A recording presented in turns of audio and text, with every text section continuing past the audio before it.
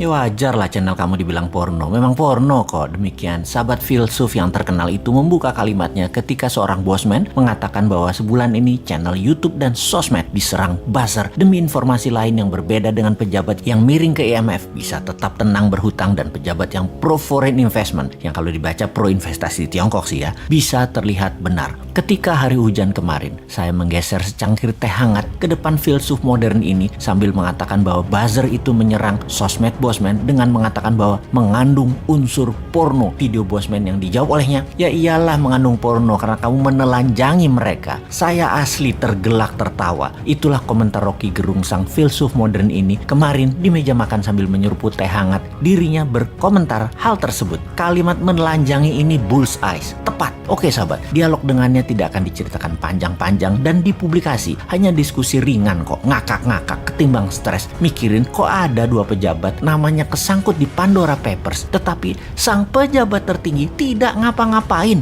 Mereka dan masyarakat dong lebih hebat lagi, yaitu bahwa itu dianggap hal biasa saja di zaman pejabatnya yang paling populer sedunia saat ini. Itu biasa saja, walaupun artinya nama yang ada di Pandora Papers itu kalau mereka berdua pejabat di Tiongkok sudah masuk kategori korupsi yang bakal di titik-titik. Kalian tulis sendiri titik-titik itu apa. Tapi itu kan di negara yang berdaulat yang anti korupsi.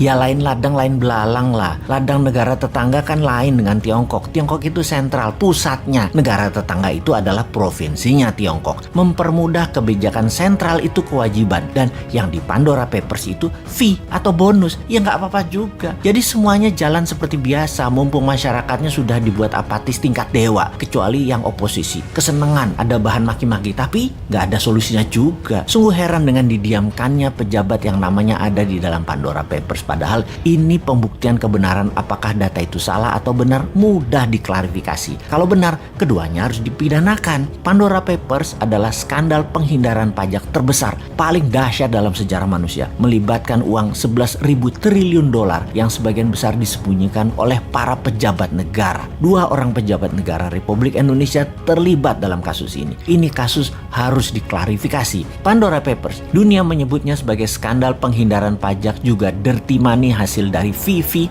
penyalahgunaan kekuasaan serta menyembunyikan uang haram. Di sisi lain, inilah jurus upaya dunia untuk membersihkan uang kotor atau dirty money yang bersumber dari kejahatan pajak dan segala turunannya. Bagi Indonesia, apakah ini sebuah skandal besar? Yang jelas ini aib bagi pejabat negara karena penghindaran pajak oleh pejabat negara terjadi tepat di saat pemerintah sendiri sedang mengkampanyekan disiplin pajak, taat pajak bagi segenap rakyat Indonesia. Ini menjadi aib bagi pemerintah karena kedua pejabat menteri tersebut masih ada di kabinet dan belum mau mengumumkan jumlah uang yang mereka tempatkan di Pandora Papers tersebut. Keterlibatan dua menteri pemerintahan saat ini yang masuk dalam daftar nama pejabat dunia yang melakukan penghindaran pajak setara dengan 130 tahun penerimaan pajak APBN Indonesia sesungguhnya akan menjadi pukulan telak bagi pemerintah yang akan menghalangi seluruh upaya pemerintah dalam meningkatkan kedisiplinan pajak di dalam negeri. Untung rakyatnya nggak paham dan tidak peduli. Namun pastinya upaya pemerintah untuk menggenjot pajak dari orang pribadi saat ini akan menjadi bahan cemoohan bagi pembayar pajak karena menterinya sendiri justru melakukan penghindaran pajak. Pejabatnya mencari surga pajak di luar negeri, sementara rakyat Indonesia sendiri dibenamkan dalam neraka pajak. Tapi